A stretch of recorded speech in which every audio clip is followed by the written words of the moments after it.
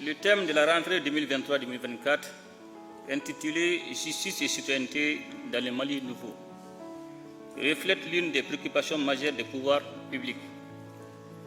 Ce thème s'inscrit en droite ligne des préoccupations de l'ère de notre pays qui veut sortir des crises multidimensionnelles qui affectent son développement. Le constat est que tout effort de développement qui ne tient pas compte du capital humain est voué à l'échec. Une bonne justice permet à la population de prendre conscience de ses devoirs civils au regard du rôle pédagogique des décisions de justice. Nous constatons une incompréhension entre la justice et les citoyens. Ces derniers ont, à tort ou à raison, une certaine appréhension de la justice et du système judiciaire. Comme tout système, la justice doit être continuellement améliorée pour corriger les tares, mais aussi pour veiller à ce que les citoyens soient de bons citoyens, conscients de leurs devoirs et obligations. Honorables invités, mesdames et messieurs, les Assises nationales de la refondation ont fait de nombreuses recommandations allant dans le sens de l'amélioration de la justice.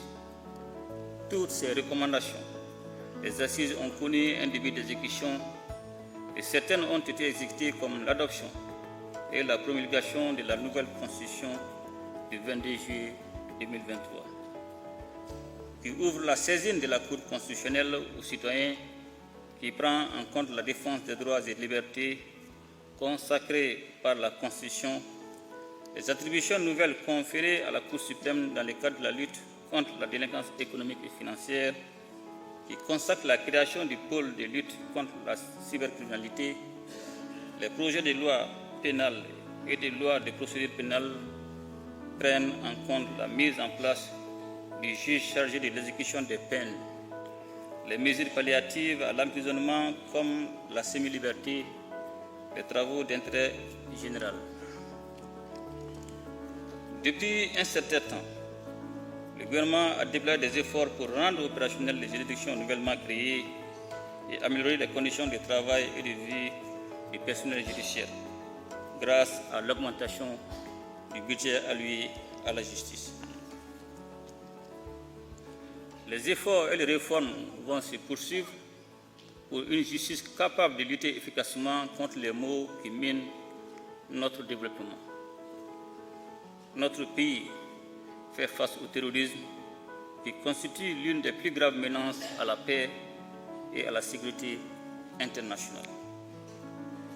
La lutte implacable que nous menons contre ces fléaux commence à produire des résultats que nous attendons maintenir jusqu'à l'éradication définitive du mal. Honorables invités, mesdames et messieurs, nous rappelons à tous les membres du personnel judiciaire, leurs sacerdoces, et nous invitons les citoyens à respecter leurs devoirs de citoyens en respectant les lois de la République et en œuvrant pour une justice indépendante. C'est le lieu d'engager la justice à trouver des réponses juridiques nationales adéquates qui mettent fin à l'impunité dont pensent bénéficier certains criminels. Je le réitère à la justice, mon soutien ainsi que celui du gouvernement dans la croisade contre le terrorisme, la délinquance financière, la cybercriminalité et la criminalité transnationale.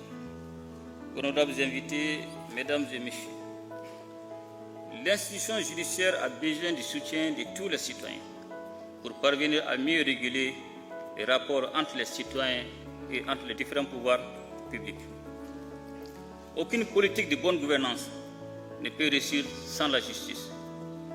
Nous continuons à insérer dans notre arsenal juridique l'ensemble des traités, accords et conventions sur la traite des êtres humains, la cybercriminalité, les abus de biens sociaux, le blanchiment des capitaux, etc.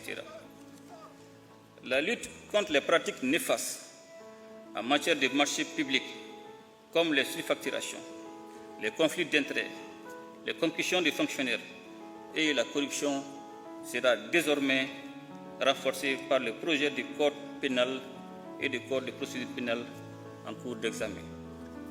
La traque des délinquants financiers va continuer aussi bien au niveau du pôle judiciaire spécialisé qu'au niveau du cabinet d'instruction de la Cour suprême. Je garde l'espoir que notre justice, en dépit des difficultés qu'elle rencontre, saura relever les défis liés à l'assainissement des finances publiques et au redressement du secteur économique.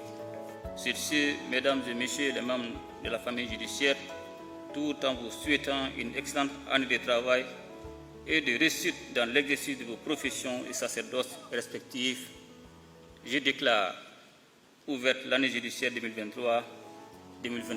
Je vous remercie.